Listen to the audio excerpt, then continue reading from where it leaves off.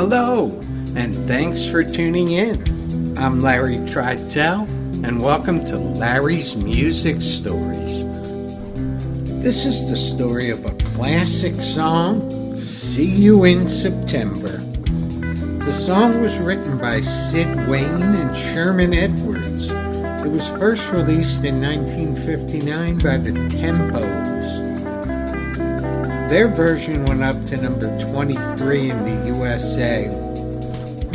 Co-writer Sid Wayne had this to say: "We'd go up to one of the publisher's offices and work in the piano room.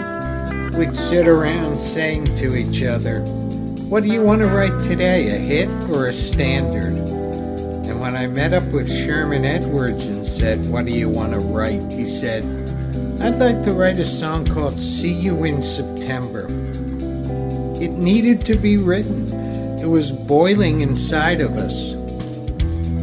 Very quickly, Paris Records agreed to record it. Later that evening, the Tempos were called. They flew to New York the next day and recorded it. A few days later, the song was already being played on WNEW radio in New York.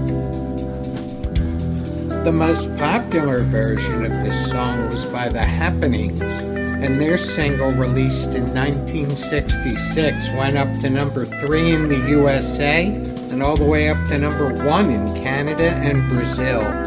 Happenings member Bob Miranda said, "We stripped it down and saved all the good parts. We added a whole bunch of vocal hooks and changed the tempo. We made it our own." The whole group heard it for the first time on WABC radio. We had to pull over. We all got out of the car and started hugging each other. It was almost an out-of-body experience. How great is that? I hope you enjoyed this story. Till next time, remember what the great Ian Anderson said: "Life's a long song, but the tune ends too soon for us all."